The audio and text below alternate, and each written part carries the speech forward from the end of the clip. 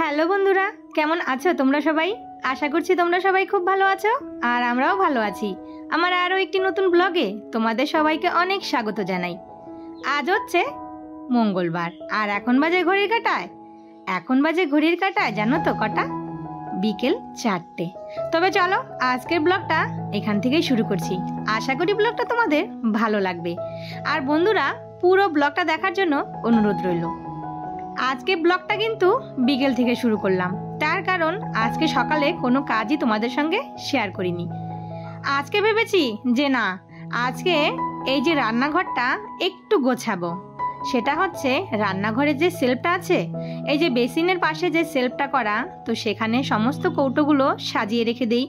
তো সেই সেলফটা না একটু রং উঠে গেছে, মানে রং করেছিলাম, তো সেই রঙগুলো না উঠে গেছে। আর এই যে দেখতে পাচ্ছ, দেখতে কিন্তু ভীষণ খারাপ লাগছে, মনে হচ্ছে নোংরা জমে আছে। তো তার জন্য ভেবেছিলাম অনলাইন থেকে ওই যে স্টিকারগুলো পাওয়া যায়, তো সেগুলো একটু অর্ডার করে তারপর এখানে লাগিয়ে দিব। আর ওটা না করে এই যে হাজবেন্ড দেখো এই যে এই পেপারগুলো এনেছে, তো এটা কোনো কিছুর হয়তো মানে কোনো কিছু পেপার হবে, তো সেটা আমি একটু কেটে তো এখানে আপাতত লাগিয়ে দিলাম। আর দেখতে কিন্তু ভালোই লাগছে, খারাপ লাগছে না। তো যখন স্টিকার আনবো এটা তুলে দিয়ে তারপর স্টিকার লাগিয়ে দিব। আর ওই স্টিকারগুলো লাগানো থাকলে কিন্তু বেশ ভালো লাগে দেখতে। আমারও ইচ্ছে ছিল যে একটা স্টিকার এনে এইটুকু আমার এই যে সেলফটাতে হয়ে যাবে। তো যাই হোক, আপাতত এইটুকু কাজ মানে এই ঠেকা কাজটাই চালিয়ে দিলাম।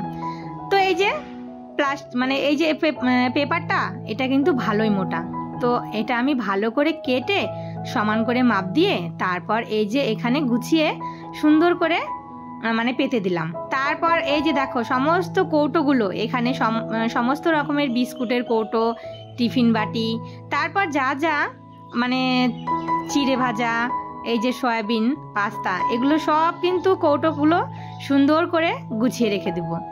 আর আগে এখানে একটা বাসনের ঝুড়ি রাখতাম, তো সেই বাসনের ঝুড়িটা এখন সরিয়ে দিয়ে ওই রান্নার সেলফের নিচে রেখে দিয়েছি।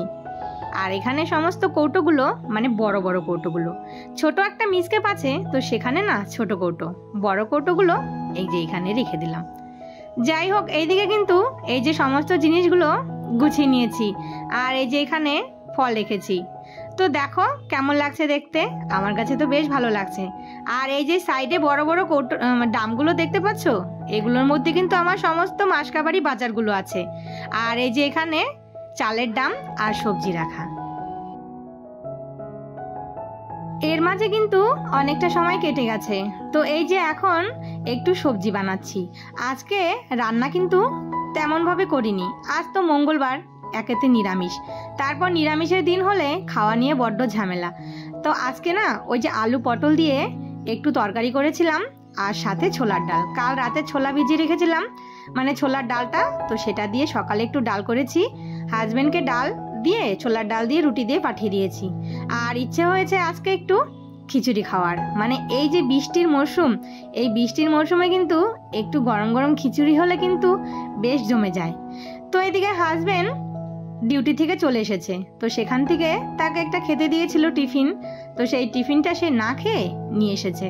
আর কোনো কিছু খেতে দিলে কিন্তু সে কিন্তু খায় না, এই যে বাচ্চা দুটোর জন্য সবই তুলে আনে। তো এই যে টিফিনের মধ্যে একটা স্যান্ডউইচ ছিল, একটা কিসের একটা পকোড়া হবে, আর একটা মিষ্টি, আর সাথে হচ্ছে একটা ফ্রুটি, আর হচ্ছে একটা সস। তো তোমরা যারা এই পর্যন্ত আমার ভিডিওটা দেখছো, তো বন্ধুরা ভিডিওটাতে একটা লাইক দিতে কিন্তু ভুলো না।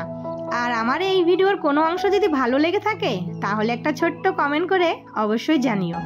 আর আমার এই ছোট্ট পরিবারে তোমরা যদি কেউ নতুন বন্ধুরা হয়ে থাকো তাহলে কিন্তু অবশ্যই চ্যানেলটা সাবস্ক্রাইব করে আমার পাশে থেকো। চ্যানেলটা সাবস্ক্রাইব করে রাখলে আমি যখন ভিডিও ছাড়বো ঠিক তোমাদের কাছে নোটিফিকেশন পৌঁছে যাবে, আর তোমরা যখন খুশি ভিডিওটা কিন্তু দেখে নিতে পারবে।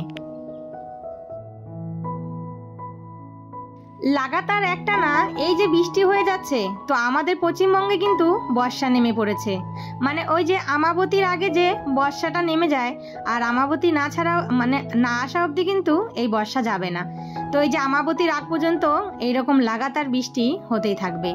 তো এইদিকে কিন্তু রোজ সকালে জানো তো এই যে মুষলধারে বৃষ্টি, আর এই বৃষ্টির মধ্যে কোনো কাজেই কিন্তু মন বসে না। ওই যে ঘুম থেকে উঠতে দেরি, তারপর কাজেও দেরি। তো এইদিকে সংসারের কাজগুলো তো করতেই হবে, সেগুলো তো আর ফেলে রাখলে চলবে না।